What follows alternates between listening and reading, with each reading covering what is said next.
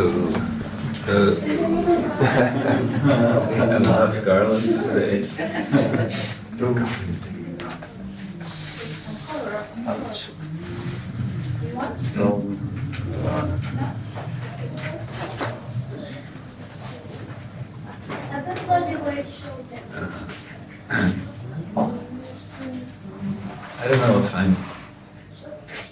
I don't know if it's just Indian marigolds that at the present time I'm not allergic to, or what? Because usually I'm quite allergic to marigolds, but it seems like I'm doing okay.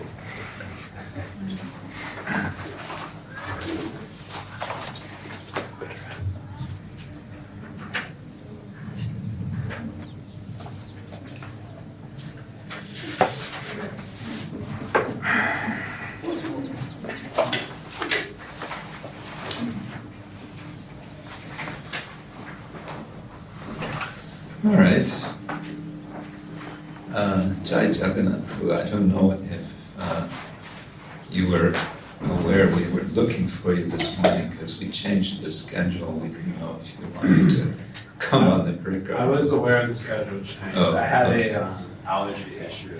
Okay. So I didn't get up until, I actually got up at 7 o'clock.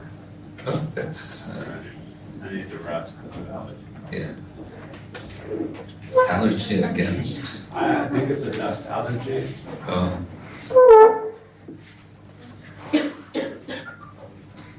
You're better now. Yeah. Good. All right. I wish this Acrobat Reader free version could provide split window. It doesn't. I don't think.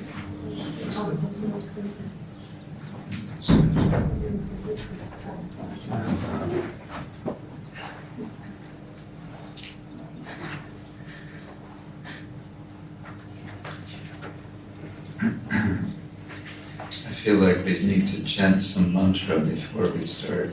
Okay. Om Namo Bhagavate Vasudevaya. Om Namo Bhagavate Vasudevaya. Om Namo Bhagavate Vasudevaya. Om Namo Bhagavate Vasudevaya. Om Namo Bhagavate Vasudevaya. Om Namo Bhagavate Vasudevaya.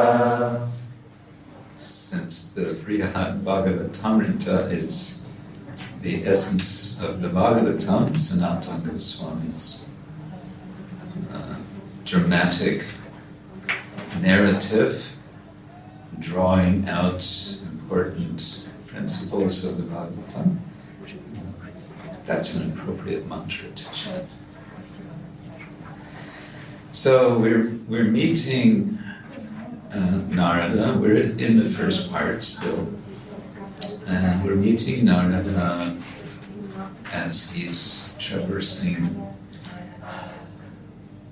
the universe, and just before he wants to jump out and fly to Vaikuntha, after Lord Shiva tells him how wonderful the residents of Vaikuntha are, Lord Shiva says, wait, you don't have to go to Vaikuntha, the Lord is in Dwaraka.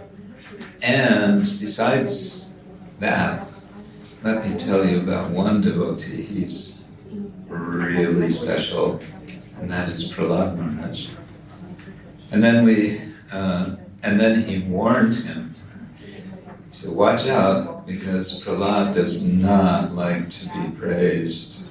If you offer obeisance to him and praise him, this could be trouble.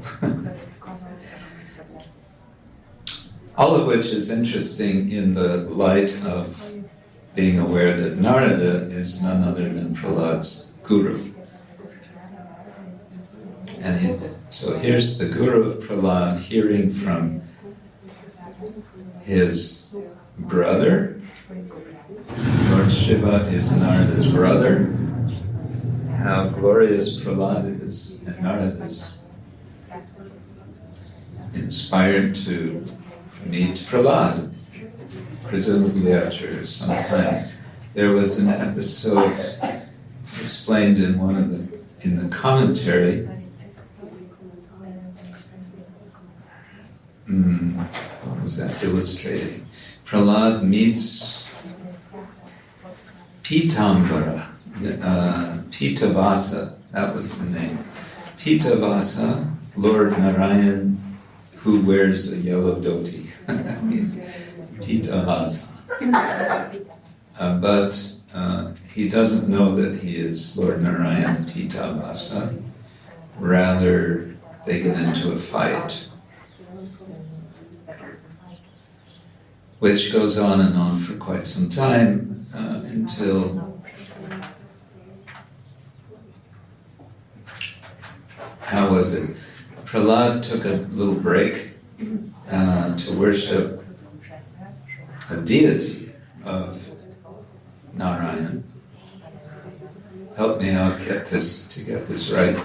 And as he was putting the garland on the deity, and he kind of did a double take. And went, what? And he saw that the garland that he had just put on the deity was now on this person that he was fighting day after day. And then it went, like in these animated cartoons, suddenly a bubble comes out, boom, with an exclamation point. Like, oh, aha. And then, but the point of that was that the Lord, I think the message of the Lord was, I am always defeated by my devotees. Yeah, because Prahlad was like, oh, I'm so sorry. I didn't mean it. And then the Lord says, it's all right. I am always defeated by my devotees. I'm always subdued by my devotees.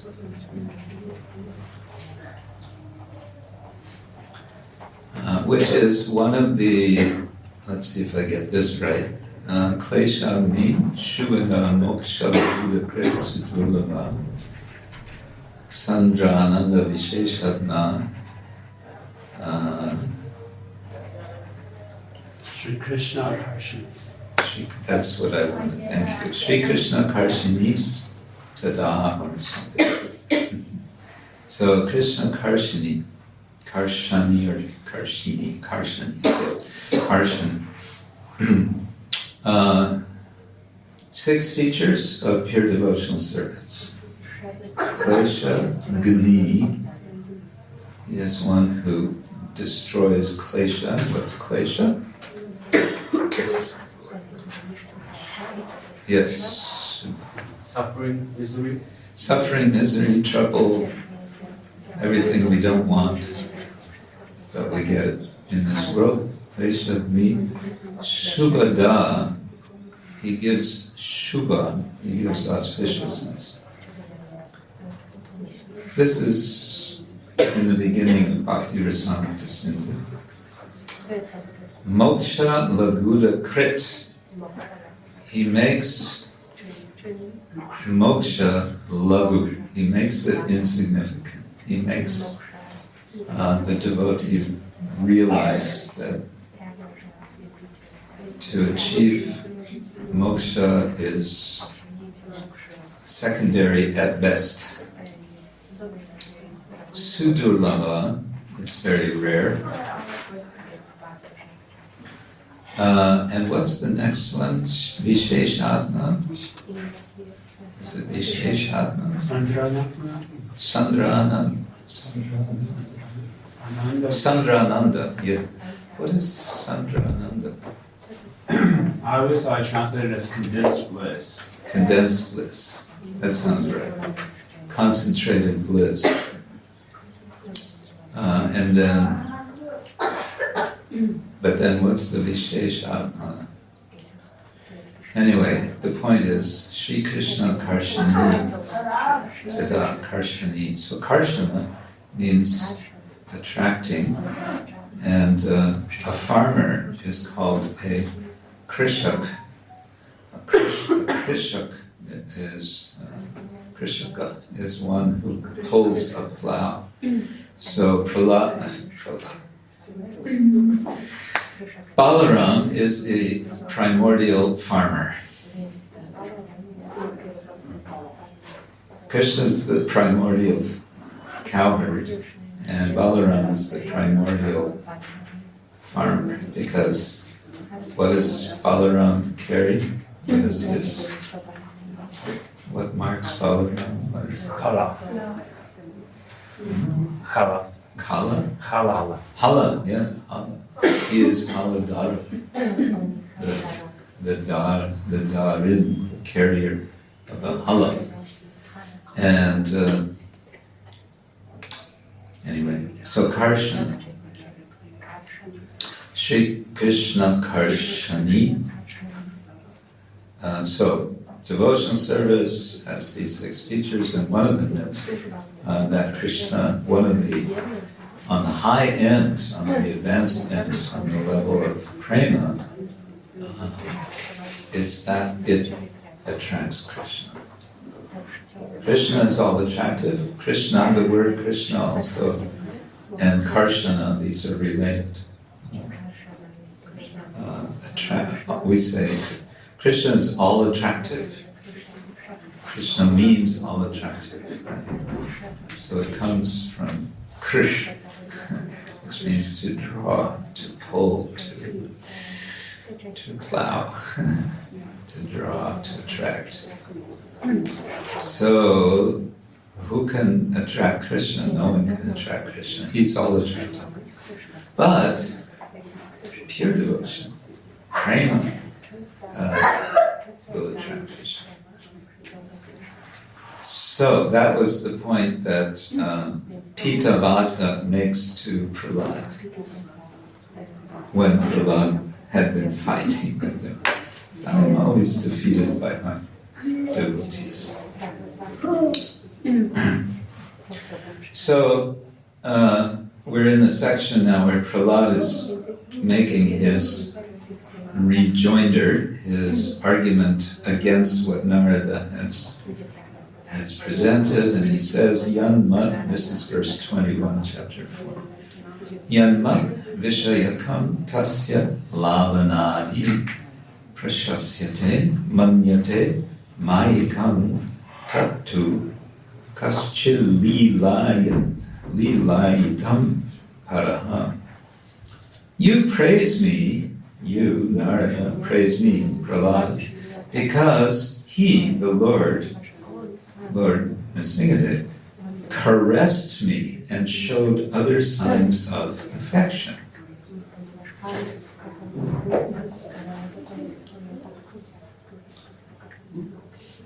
But some consider such affectionate behavior merely a false show of Maya.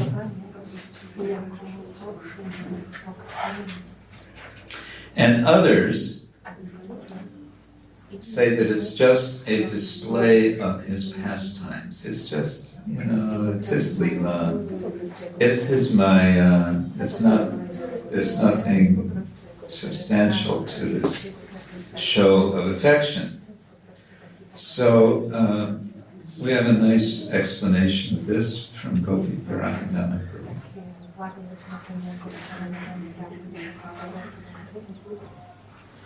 First, he points out that the Advaitavadins, what's an Advaitavadin? Followers of Shankaracharya. Okay, yeah. No. Well, that can be debated.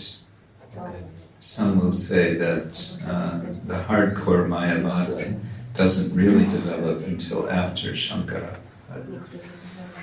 Yeah, we like to lump them all together, don't we? They're all Mayavadis. Anything that's that's not sahajiya, anything that's not devotion, pure devotion, and it's not sahajiya must be Mayavada. Well, yeah, that's another discussion, but the Advaitavadis of the Shankaracharyas, they consider loving dealings of the Supreme Lord with his devotees to be illusory.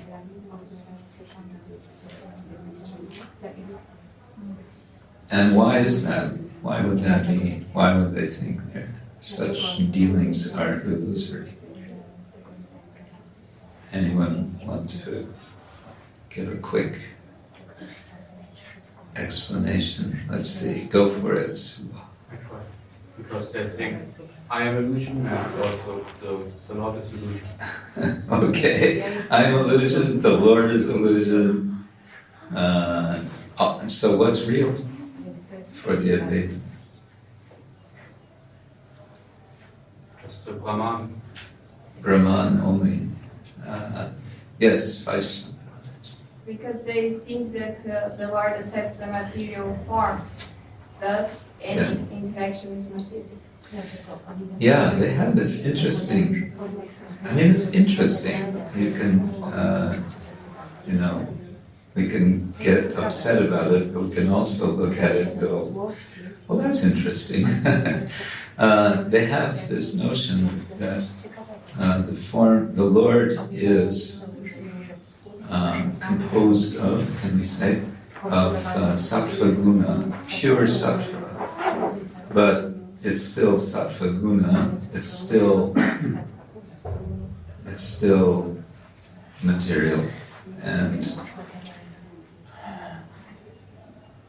Prabhupada often says, even Shankaracharya says that Narayana is supreme. Yes, but he's supreme, but there's for the Advaita body, there's something beyond the supreme. Right? He goes on to say the Advaita bodies hold Gesundheit. The Advaita bodies, na zdrowie. The Advaita bodies hold that the supreme absolute truth cannot become involved in such duality, but others, Vaishnavas of the devotion school, say, no, these are the Lord's pastimes. They're not at all illusion. They are the highest spiritual reality. How is that? Personality of Godhead is full in all transcendental qualities of Sat Chit Ananda, eternity, knowledge, and bliss. And with the help of his Sat Chit Ananda potencies, he can easily engage in Sat Chit Ananda pastimes. So here's where, the ways part between the Advaitins and the Vaishnavas, because going back to Ramanujacharya, he says, he very much emphasizes, the Lord is possessing unlimited transcendental qualities. Whereas the Advaitins are saying that ultimate reality has no qualities. That's what, no attributes. We cannot speak of attributes because attributes have to be something different from this absolute. And when you speak of attributes, then you've got more than one. The Vedanta game, so to say, the basic rule in plain Vedanta is to come to this understanding that ultimate reality is one. And we say that also. We means the Bhagavatam. What does the Bhagavatam say? Bhagavatam, Canto 1, Chapter 2, verse 11. Vadanti tat tatam yash jnanam advayam. But then, Brahma iti. Parama iti. Bhagavan iti. Shabdyate. They are worded as or that, not they, this is designated as in three different ways. And then Jiva Goswami explains whatever is listed, when you've got a list, what's at the end of the list is the most important. So Bhagavan is listed at the end, so Bhagavan is the highest, the most important. Okay, he explains further here. Sri Prahlad's idea is that even though the Lord's displays of affection may be considered real, right? Because Vaishnavas say it's real. He has acted in these ways only to fulfill the purposes of his own enjoyment.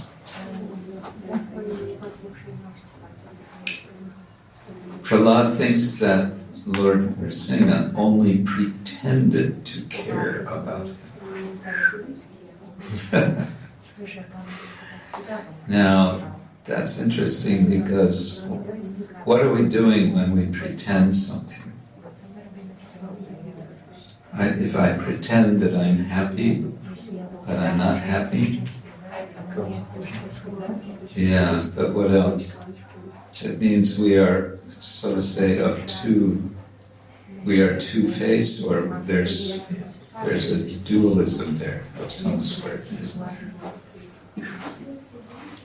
So is the Lord like, well, the Lord can be he can be deceptive, right? If the Lord wants to be deceptive. So Prahlad is saying that he's just putting on a show. And therefore don't take so seriously that he was affectionate.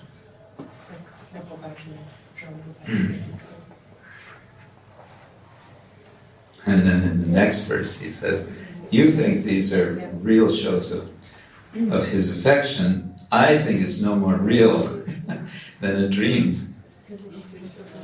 And even if we accept them as real, it's no evidence of his mercy.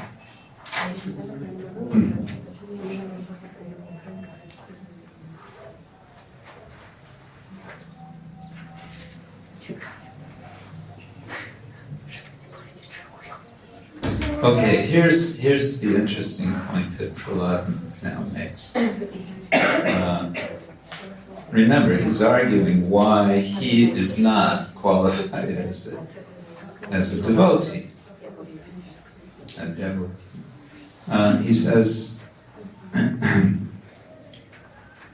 this is verse 23, the Lord truly gives his mercy, according to saintly authorities, when he grants the right to render various kinds of services. A blessing he gives to such devotees as Hanuman. Nothing else counts as his mercy.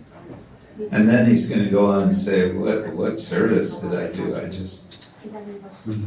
When I was in trouble, I thought of him. It's not really service.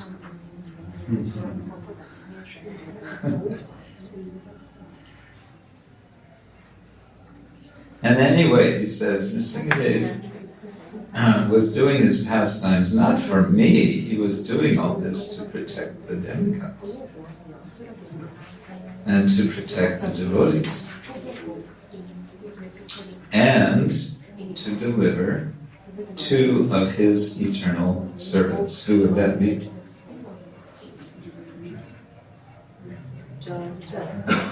Jai and Vijay, right?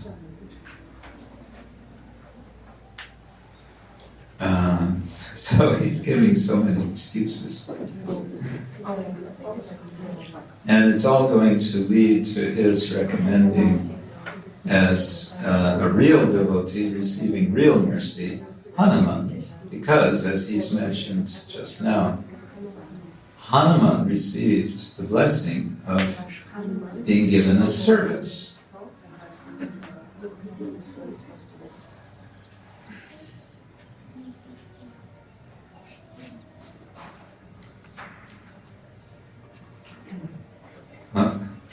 Prahlad says,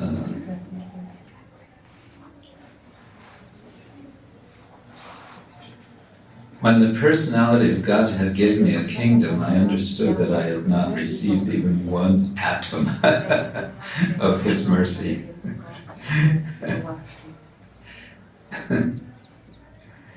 He's saying, oh, I must be so fallen because,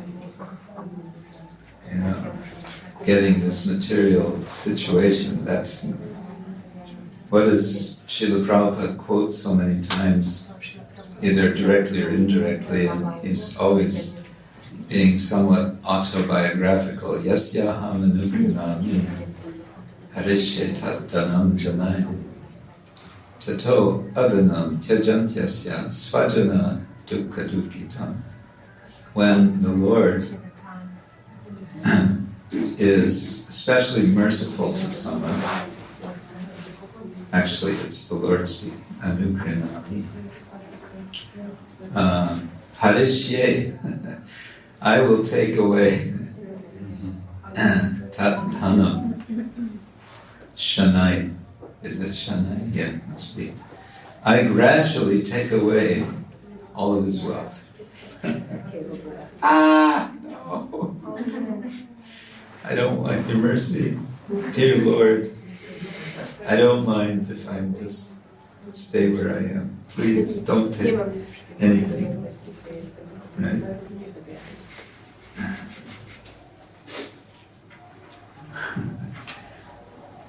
And then tato adanam tyajantyasya svajana dukkha dukkitam. The svajana, his own people, his relatives, tyajantya, they reject him.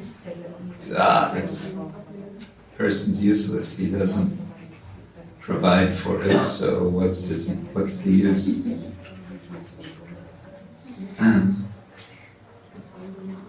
So Prabhupada would speak about. He many times referred to this in either explicitly or not about himself, his own experience. He felt like this. He had been doing some business, had this pharmacy. He lost everything, basically. And then trouble with his family, and finally he said, I'm going to Brhad-bhagavatamrta.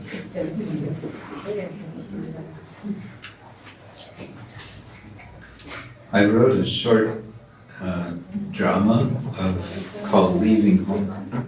That's the other short one I did. Prabhupada Bhaktisiddhanta Leaving Home. Starts out with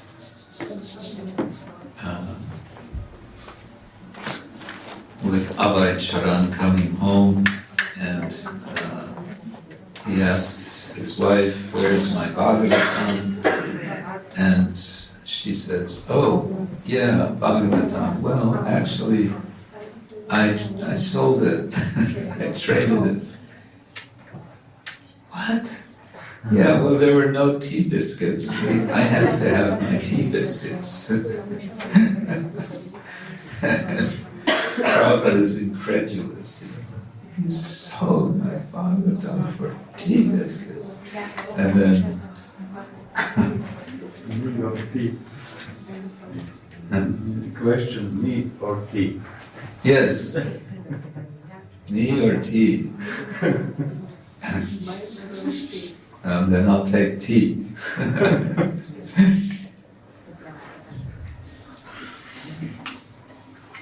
And indeed, Sanatana Goswami, through Prahlad, quotes. He doesn't quote directly that verse, but it's nearly the same. Tam brang shayami sampadyo yasya vancham yanugraham ityadya sakshinastasya vyahara mahatam api. As the Lord says, quote, when I wish to favor someone, I make him lose his opulence. Such statements as this are evidence, and so also are the statements of his exalted devotees.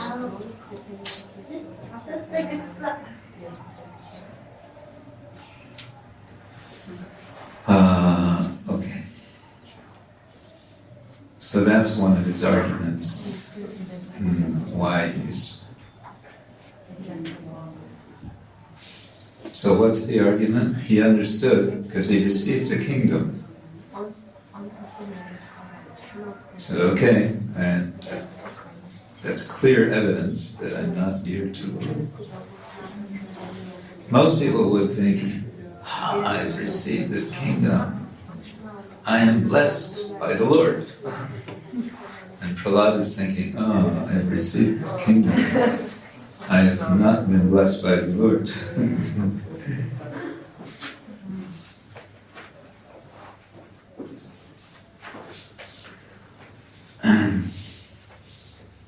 Yeah, so he's quite sure about this, that he's not the one.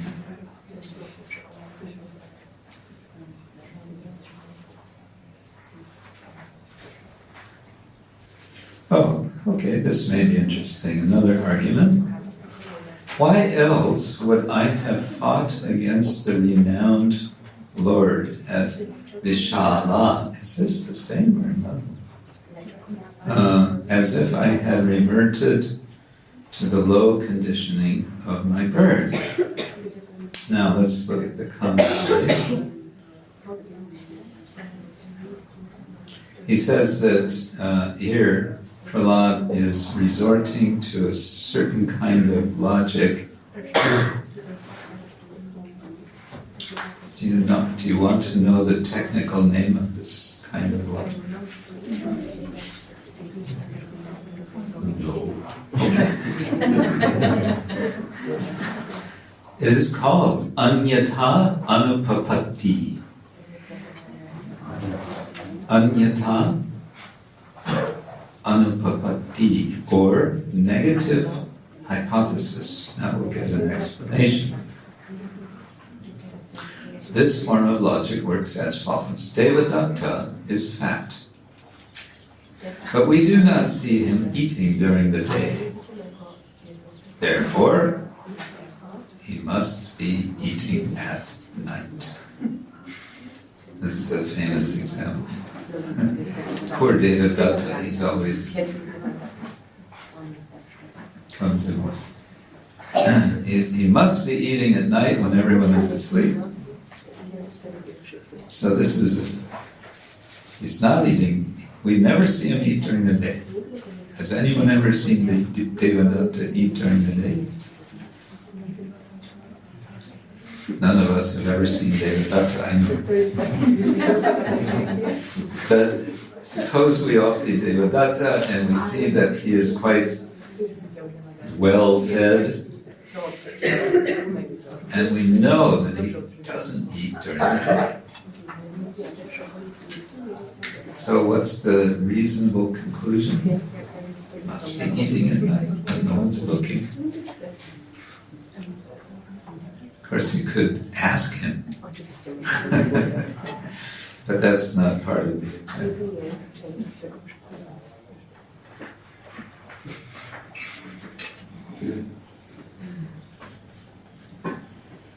Okay, a little explanation here of Vishala. Okay. There's a dual incarnation of the personality of Godhead known as Narayana, right?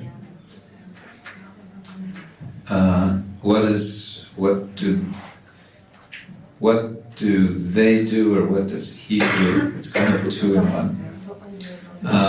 They come to teach how to perform devotional austerity. Where do they live? They live in the Himalaya, in the place variously called Vishala and Badarika. Okay, and then there's a description of Narayana.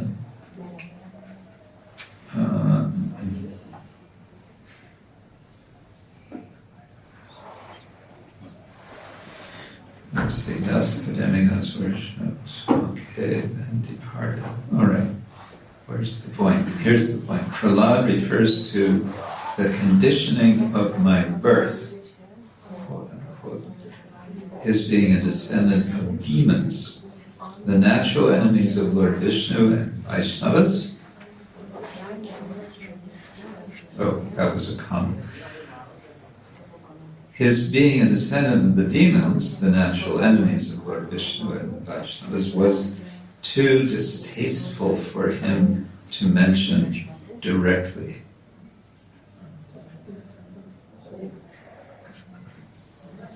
Okay, so he's saying the conditioning of my birth. He's not saying I was born a demon, because that would be distasteful in the presence of Narada. Even more unmentionable was his being the son of one of the staunchest haters of Vishnu. Okay, but I'm not quite getting how the logic goes here. Let me read again. Why else would I have fought against the renowned Lord at Vishala? Okay, there's some episode. Apparently, Prahlad at one point was fighting against Narayana. And he's saying, why would I do that unless it's because I was sort of falling back into my lower modes of being a demon. Why would I do that? Must be. Okay, so here's the anupapatti, the anyata and anupapatti logic. It must be that I was falling back into my demonic nature. Otherwise, I wouldn't have fought Narayana. Now, I don't know if we get that story of his fighting with Narayana. I guess not.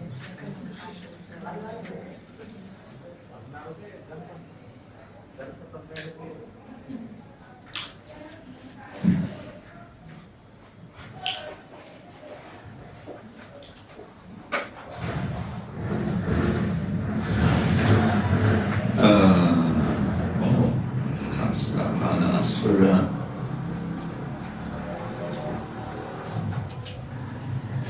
Okay, here's another argument. He says, I've heard some say that now, after arresting and imprisoning Bali, who is Bali in relation to Prahlad? Anyone know? Grandson, right? That the Lord stays here in Sutala as the doorman just to keep him captive. In any case, I cannot say where the Lord is now. So he's saying, some say the Lord stays here. And he's saying, well, I don't know, but I don't see him. So, what's that about?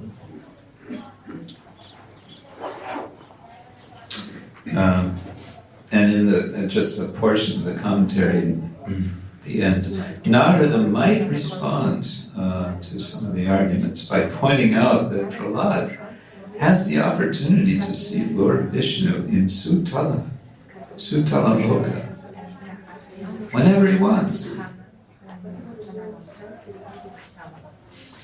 Whereas, even Shiva, Brahma, and the other great demigods can rarely see. So Prahlad is anticipating that argument. And how is he anticipating? He says, it would be evidence of the Lord's mercy on me if I could see him always. But at the moment, I do not even know where he is. And if I do not know, how can I freely have his audience? Sometimes he shows himself here, but not continuously.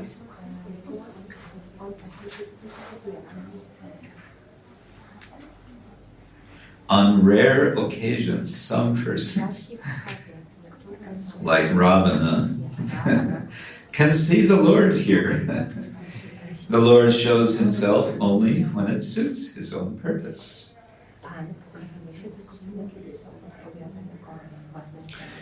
He thus showed himself in this very place to Durvasa because Durvasa has strong faith in being able to see the Lord.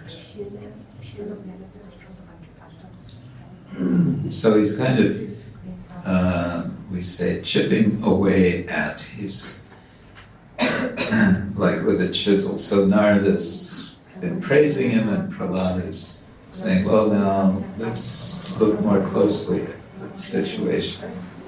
And he's, one after another, eliminating the possible ways of him being given credit for being a devotee. Do we believe any of this when we read it? Not really, right? Because we can understand. Does this mean that Prahlad doesn't appreciate how blessed he is or how exalted he is? How to understand this? Any thoughts? What is going on here? Sanchari Bhav. Sanchari Bhav, which is, what is Sanchari again? Or Vyabhichari Bhav? I didn't know the same. Vyabhichari? The transitory emotion. One of the transits. Oh, okay. But which one would it be? I don't know, maybe nirvay, like sense of, or dainya, sense of wretchedness. Okay. There's how many? 33 I think so. Vyabhichari bhavas. So, This is my speculation. sounds good. Yeah, it could be something like dainya. It's, and that could lead us to think about Bhaktivinoda Thakur in his many songs in which he is expressing such a sense of being so unqualified, right? So many songs. Dainya, well, that's also a technical term of a kind of prayer, isn't it? Dainya Bodhika. Prayer. Yeah.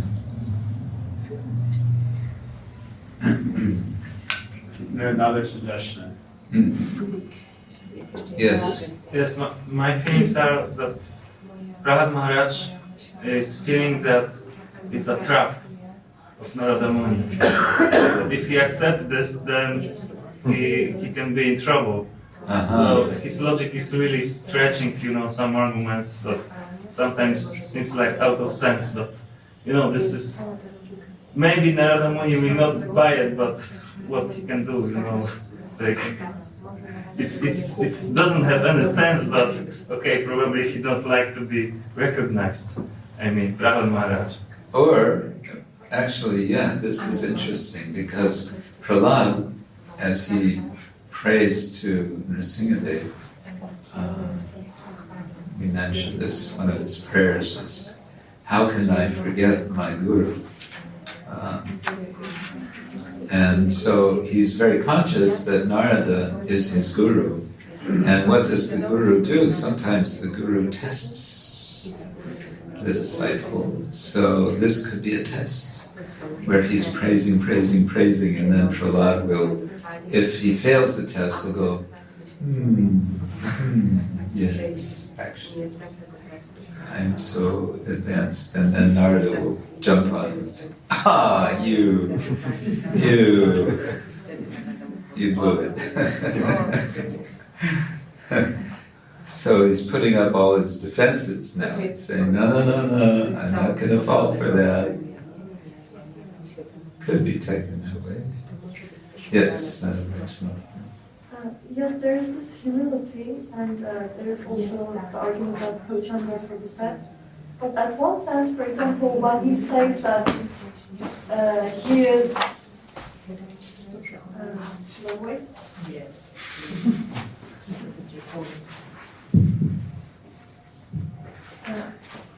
Also, in one sense, when he says that, I didn't have a chance to do so much service, so I cannot be the one who is most, who has received most mercy. Then isn't there also a grain of truth in this, because seva is such an important part of bhakti, and I remember reading, for example, according to Jiva Goswami's definition of bhakti, he was using this seva, sacred service, as the primary characteristic of bhakti. And Prahlad did a little bit of service, for example, to his friends, but maybe not so much. So maybe he's also a little bit justified in saying, I haven't received the most mercy from the Lord. Okay, that's a good point also. There's some truth to what he's saying. Okay, he did some service, but then...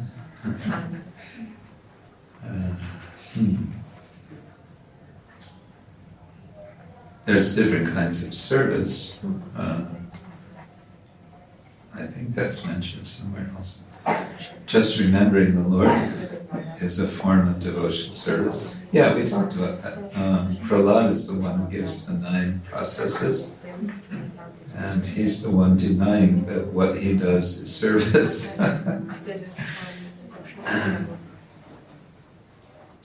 Oh, now he's praising Narada. He says, oh Narada, your heart overflows with causeless compassion. Why should I go on describing all my misfortunes, which simply make you unhappy?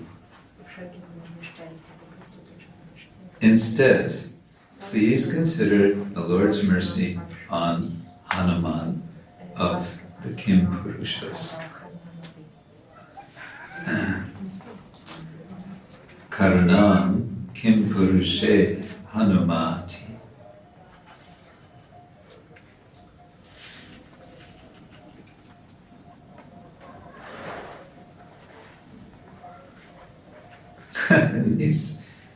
And he's still minimizing himself. He says, please note, my Lord. Means Narada, oh Narada, that the Supreme Personality of Godhead appeared suddenly in his form of Narasingha, just to kill my father. And as soon as the Lord fulfilled his purpose, he at once disappeared.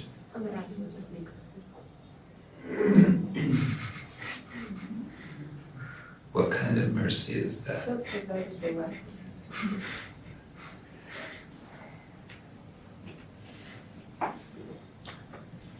I haven't been able to see my Lord directly whenever I wanted. So when I saw him once on the shore of the ocean, it was just like seeing a dream. What's this referring to?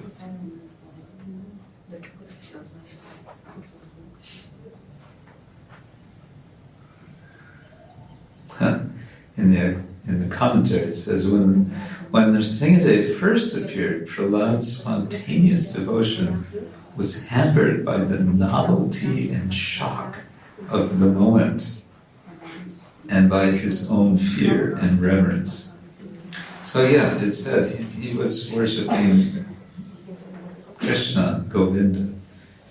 According to the Vishnu Purana, when Prahlad was being tortured by the agents of his father, and the attempt was made to slay him, to kill him. One of the attempts was to throw him over a cliff into the ocean so that he would be smashed on the rocks below. And there's a temple in Andhra, North Andhra Pradesh, called Singhachalam, and it's right on it's on a cliff of sorts, right on the ocean. It's the ocean, and they say that this is the Nrsingadev who protected Prahlad. So as he's sailing through the air, they've thrown him over. He's offering prayers, and those prayers are in the Vishnu Purana. There's several prayers, I remember. And one of those prayers is Namo Brahmanya Devaya Go Brahmana Hitaya Cha Jagaditaya Krishnaya Govindaya Namo Namaha. So he's like this, chanting these mantras. So here it says, when he saw Nrsingadev, he was shocked.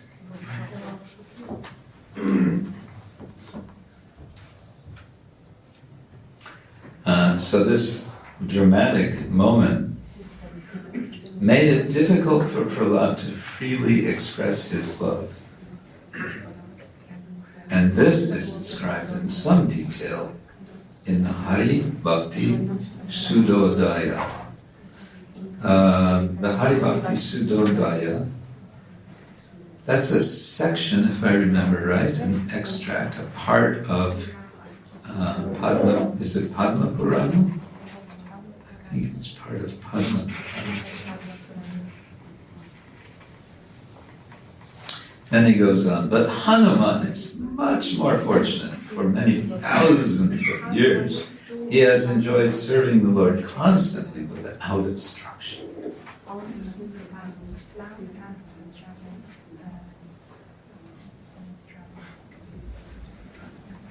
He's the most powerful person. When he was just a child, the demigods favored him with several wonderful benedictions. Thus he became immune to old age and death. It's said that Hanuman to the present day is still reciting the Ramayana.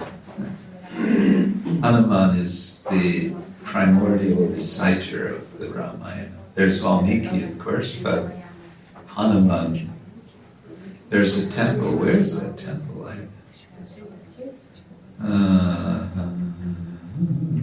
Years ago, I visited some Rama temple. Small, maybe it was in Varanasi. And I remember they have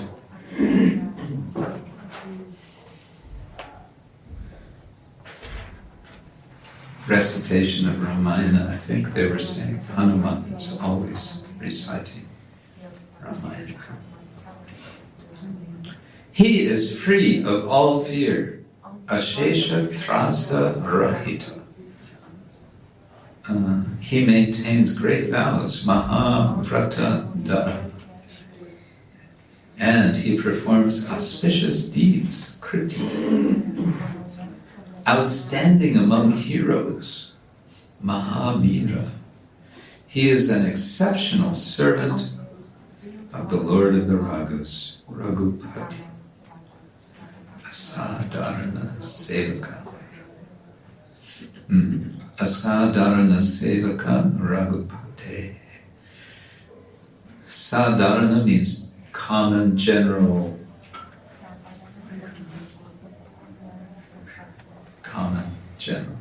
but asadharana It's exceptional. So he's a sevaka. And so like that, now he's going to go on praising him. And you can guess what's going to happen. What's going to happen? Narada is going to go to find Hanuman, he's going to praise him, and Hanuman is going to say, oh, wait, oh, you got it all wrong.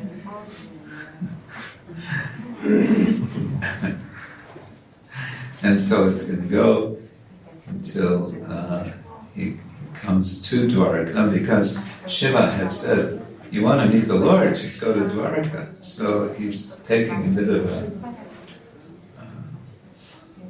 detour. He's going to end up at Dwaraka, and at Dwaraka it's all going to get very dramatic. Hare Krishna. Comments, reflections, thoughts, questions, complaints? Yes, Robert.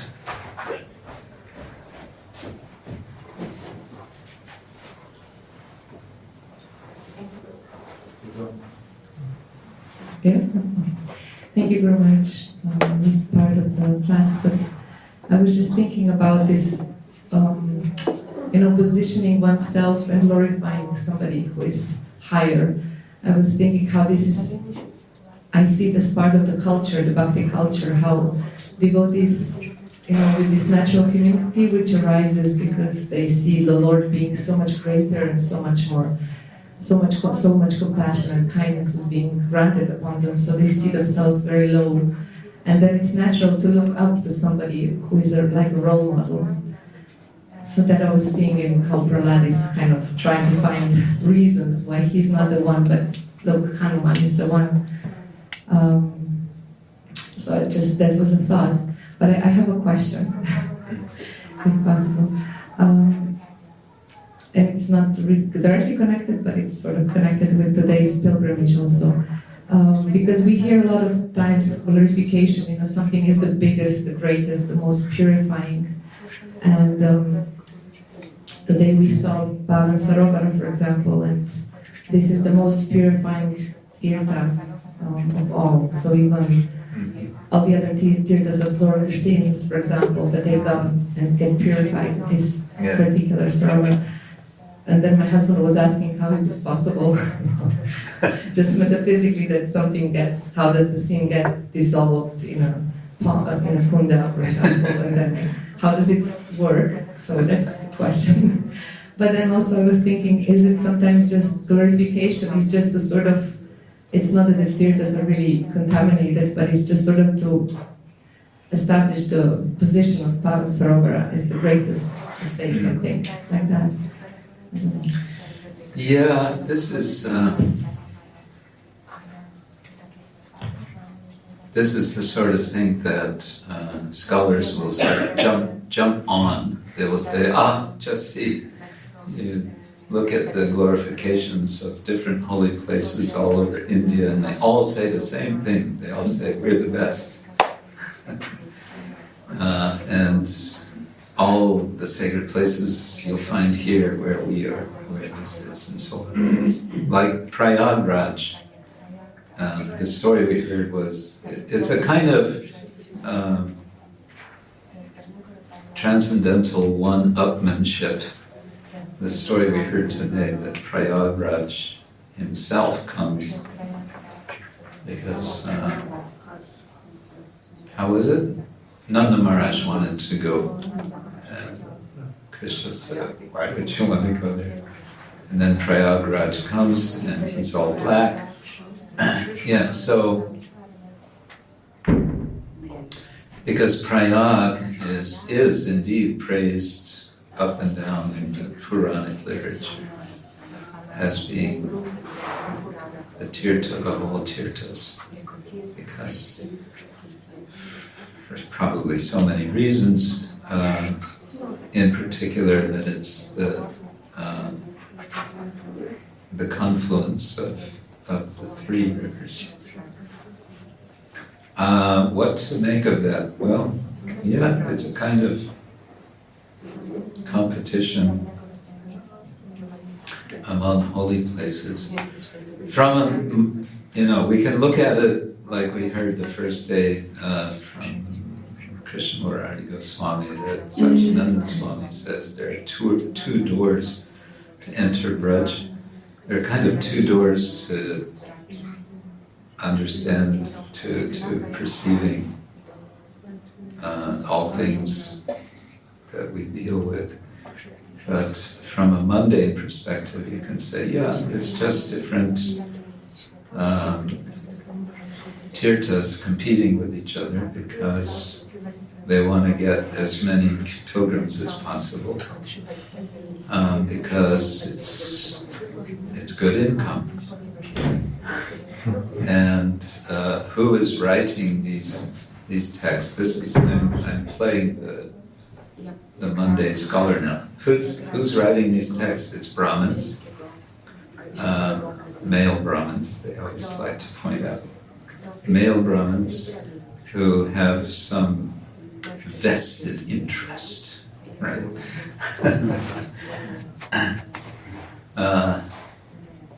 And I mentioned yesterday, I think, there's been even violent fights between Vaishnava and Shaiva ascetics for fighting over turf, over places of pilgrimage, for getting support from pilgrims.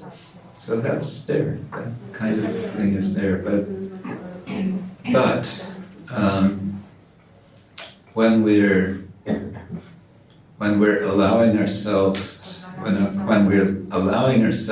to enter into the universe of devotion, then it all has a different sort of understanding, and we can take it that, yes, this is really the case. All of these things really happen. All of what is said is really so, and out of that we can feel genuine inspiration that we are being blessed, we are being purified, going to these places. You can also, though, you can look at, there's other traditions, religious traditions in India. Kabir, the North Indian poet from sometime around, maybe after Lord Chaitanya, he was sort of, he was apparently never writing, but just singing, and sometime later was writing his poems. And he's highly critical of the whole idea of pilgrimage. He says, what is the point? What is the point of going here and there when the Lord is in your heart?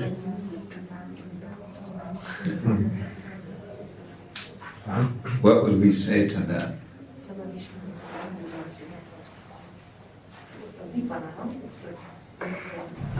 It's like a udipana, like connected. Udipana. Udipana. So when we visit the places where the pastimes were happening, there's like a big imprint that happens. Yeah, this was the answer Govardhan. There's an imprint. Sent to me. When I asked Govardhan Swami how to find the essence in Vrindavan, because it's so hard to not get lost with all the things you want to see. He said that the essence is chanted, but it's nice to see the places as an imprint. To make an imprint, yeah. And you use the word Udipana. Udipana is, or Udipan, is a technical term that Srila Rupa Goswami uses in Bhakti-rasamrita Sindhu. It means stimulus, a stimulus to devotion service, or a stimulus to remembering. And he elaborates, he gives several examples of Udipana to stimulate remembrance of Krishna. And for example, a dark a dark rain cloud, you look and you see that color of the rain cloud, and you can think, ah, yes, this is like Krishna's complexion. Like that, there's so many Uddipanas. I think recently Indradyumna Swami has given a whole series of talks on the Uddipanas. So, okay, this could be a response. In Kavir's kind of rejection of pilgrimage, we might also suspect that there's some impersonalism there, in the sense of, oh, the external world, that's all unreal, it's illusion. The real is in your heart. No, the real is in your heart, and the real is also at Govardhan and Radhakunda and Vrindakunda and all these places. As we read from Bhaktivedanta Goswami's article, there's the two extremes of radical dualism and radical non-dualism, and devotees are in between, and they're taking the best from both. Do you remember what those qualities were? The dualist there was a couple of good qualities. One was determination, and I don't remember what the other was. Determination.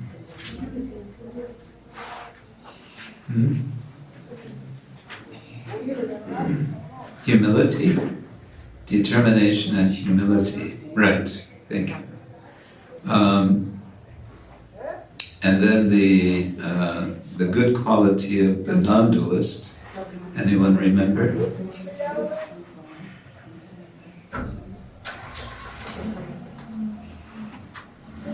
I know, that was 5 days ago. The quality of the non-dualist was having a contemplative mood, being able to be shanti, recognizing everything as the Lord.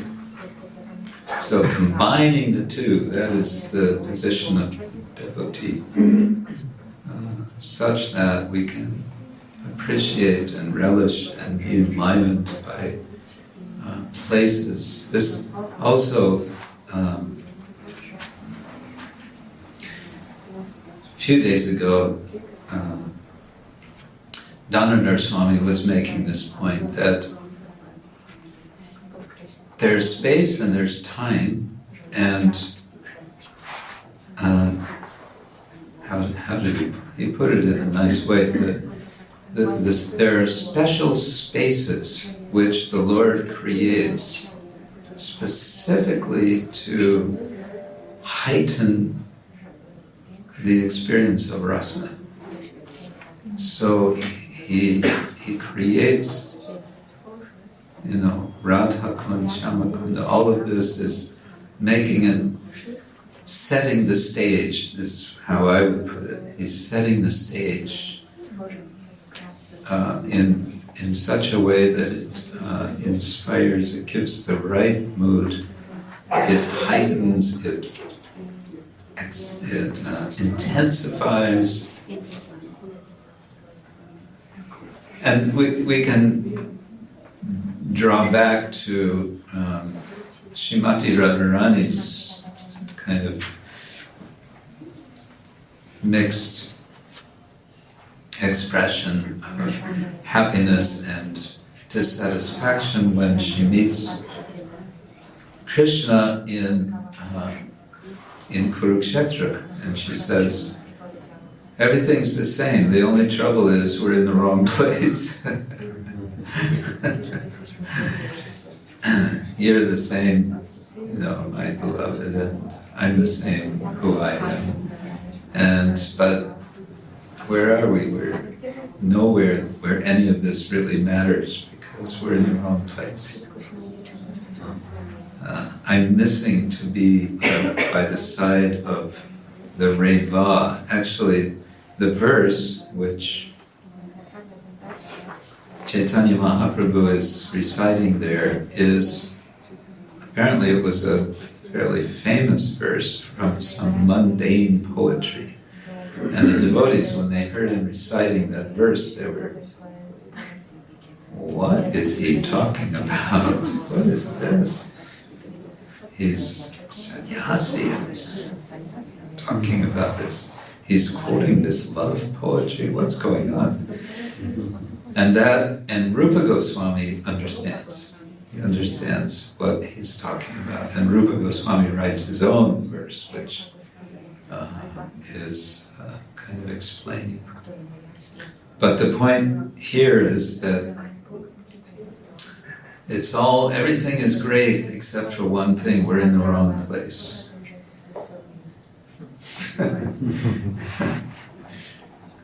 So it's like when Uddhava comes to preach and to bring his message to the gopis, he's preaching, he's carrying the message that, the Lord He is actually present, He is in your heart, da-da-da-da-da.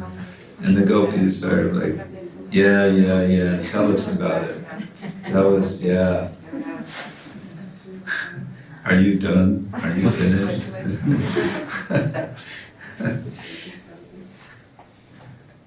So what Kabir says is perfectly true, but it's kind of it's a half truth. It's not the whole story. There's this expression in English: half a truth is worse than a lie. It's half true, but what about the other half? Let's see the whole truth. And the whole truth is, yes, the Lord is in your heart, and the Lord is also in Vrindavan, in where He has His pastimes.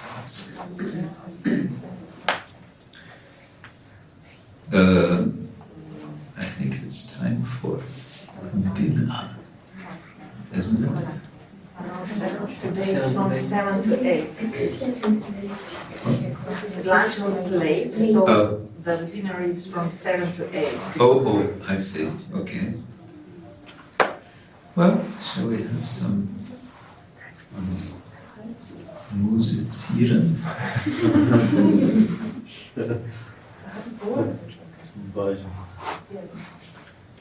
Yeah.